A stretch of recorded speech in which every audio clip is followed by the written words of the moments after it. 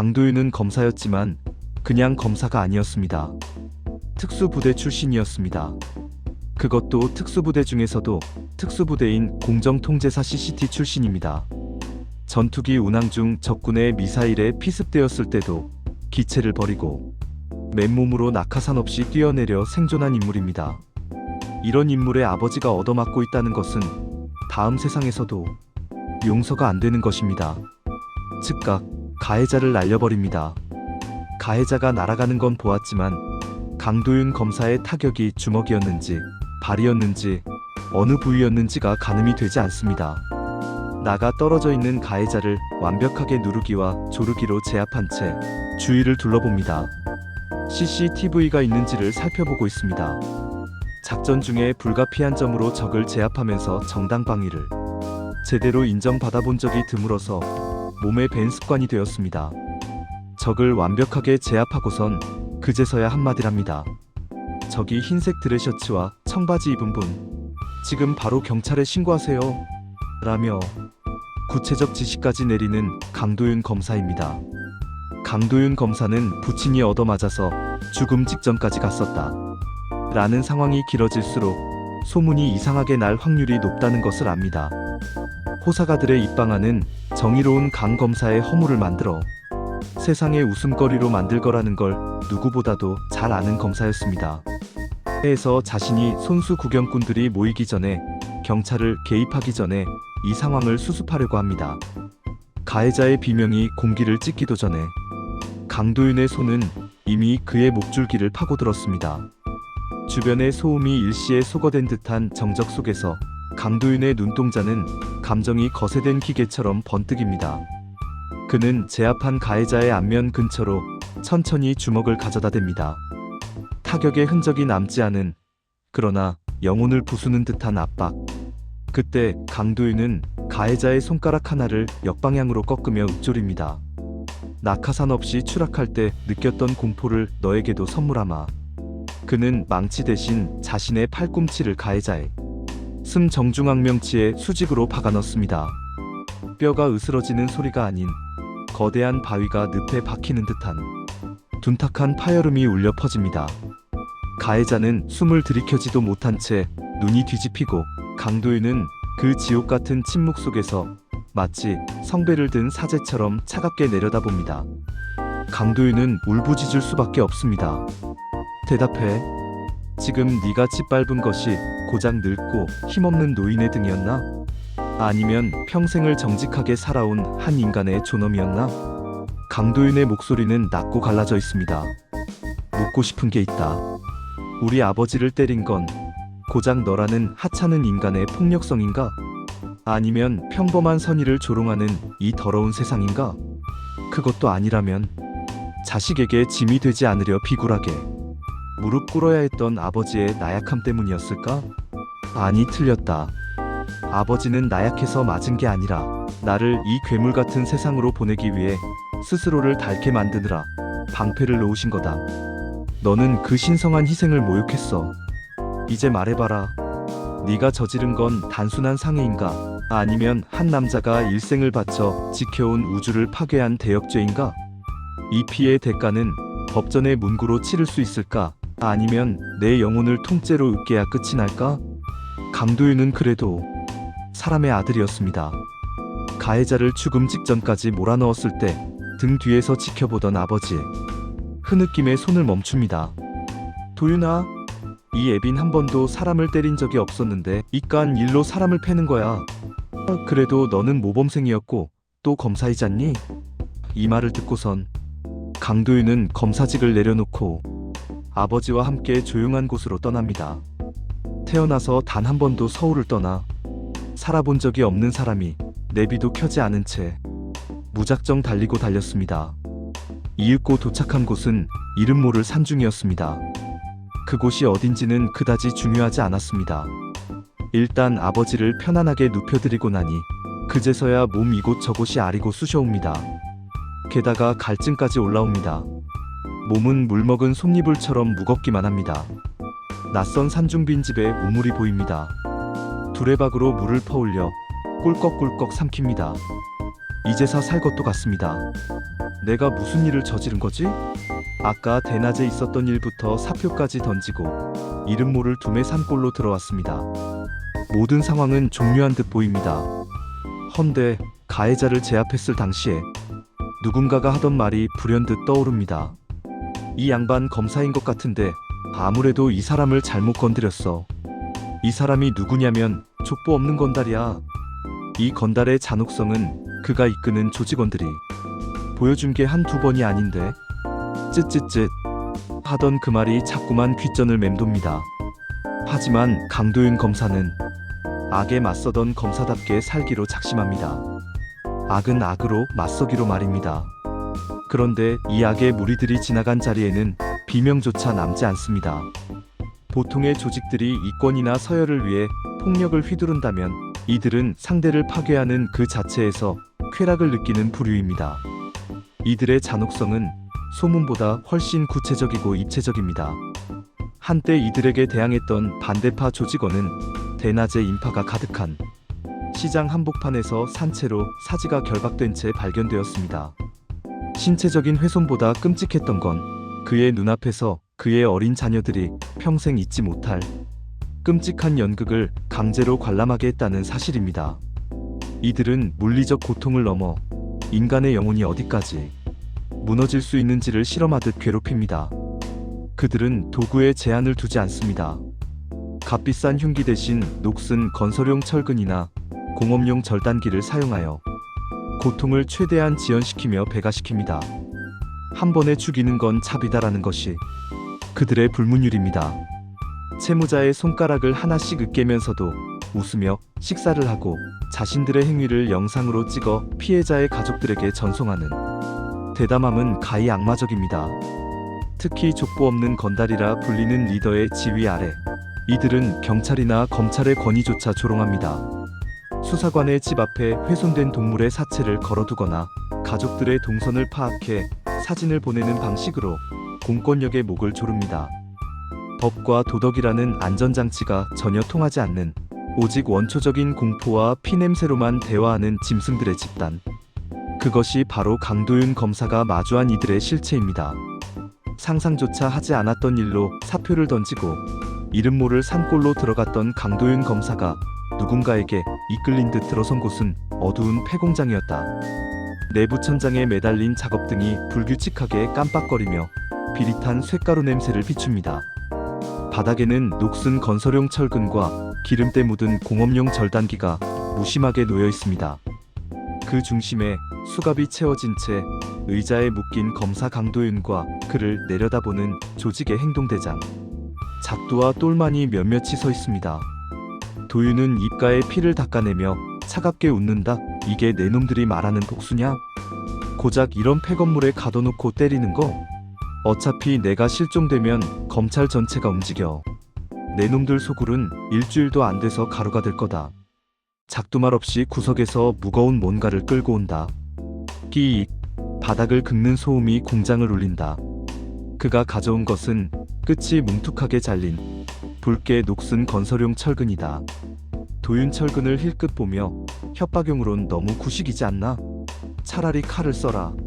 너희 같은 놈들 생리는 잘 알지.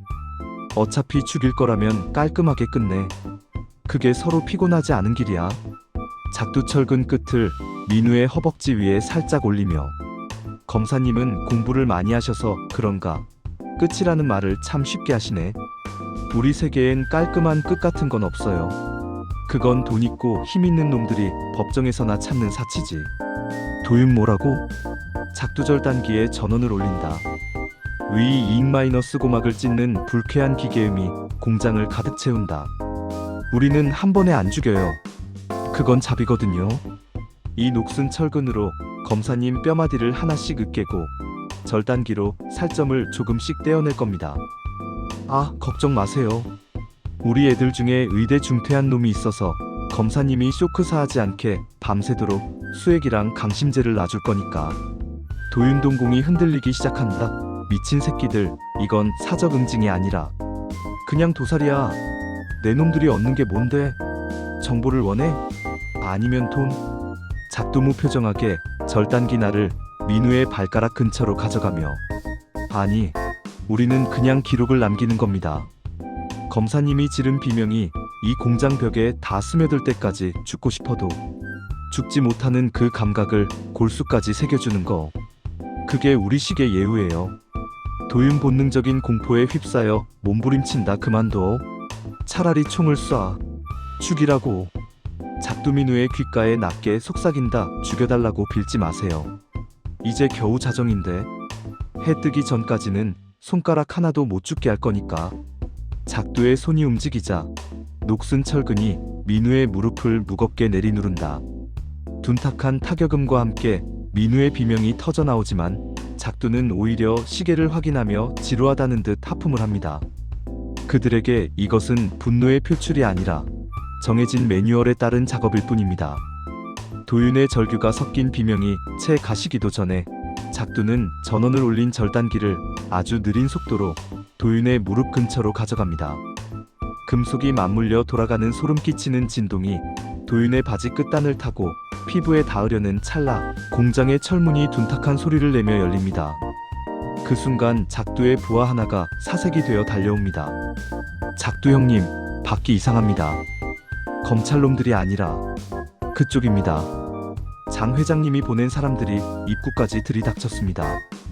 작두의 눈썹이 꿈틀합니다.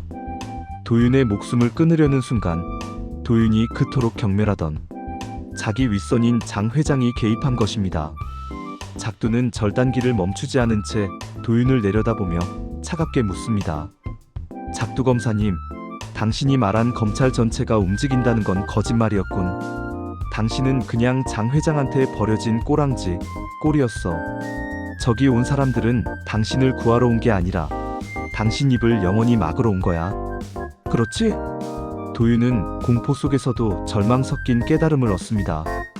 자신을 고문하는 작두보다 자신을 처리하러 온 장 회장의 부하들이 더 확실한 죽음을 의미한다는 것을요. 도윤 가쁜 숨을 몰아쉬며 그래. 내가 죽으면 내 금고에 있는 장 회장 비리 자료는 자동으로 언론에 터지게 되어 있어. 너희가 날 죽여주면 장 회장도 파멸이야. 하지만 저놈들이 날 데려가면 자료도 나도 흔적 없이 사라지겠지. 작두우리는 복수를 원하고 저놈들은 인멸을 원한다라. 상황이 아주 재미있게 돌아가네. 작두는 절단기에 전원을 끄고 도윤의 턱을 거칠게 잡아들어 올립니다. 기계음이 사라진 정적 속에서 밖에서 들려오는 구두 소리와 장전 소리가 선명해집니다. 작두 선택해, 검사님. 저놈들 손에 넘어가서 비명도 못 지르고 깔끔하게 고깃덩어리가 될 건지, 아니면 나랑 거래를 해서 저놈들 대가리를 전부 따버리고 대신 나한테 남은 평생을 고통 속에서 속죄하며 살 건지.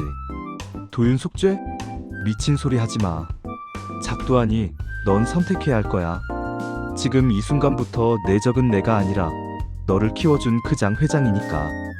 자, 이 철근을 내 다리에 박을지 아니면 저 문을 열고 들어오는 놈들 심장에 박을지 네가 결정해. 작두는 녹슨 철근을 도윤의 결박된 손 근처에 툭 던집니다. 외부 세력의 개입으로 고문자와 피고문자의 관계는 순식간에 공동의 적을 둔 일시적 동맹 혹은 더 끔찍한 사투의 기로에 놓이게 됩니다. 도윤은 거칠게 몰아쉬던 숨을 가다듬었다. 공포로 흔들리던 동공이 서서히 초점을 되찾으며 특유의 서늘하고 영악한 빛을 띠기 시작했다. 바닥에 떨어진 녹슨 철근과 밖에서 들려오는 장전 소리.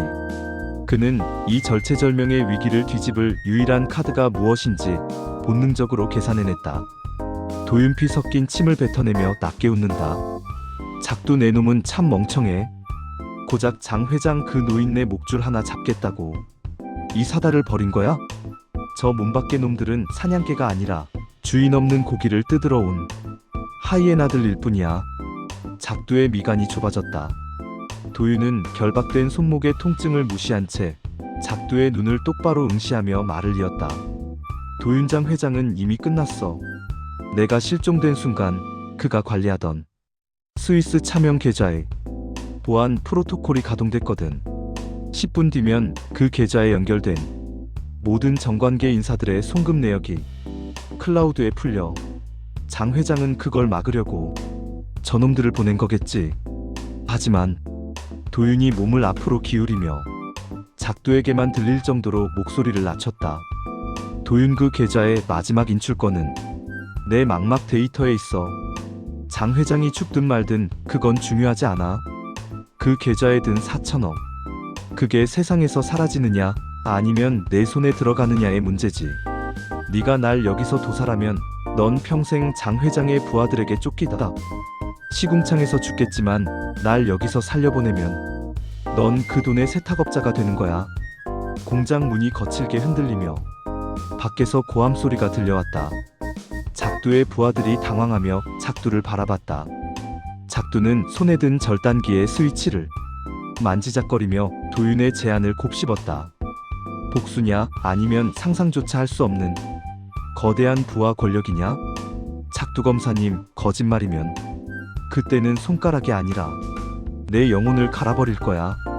도윤 비릿한 미소를 지으며 거짓말인지 확인할 시간도 부족할 텐데 당장 저 문 뒤에 하이에나들부터 정리해.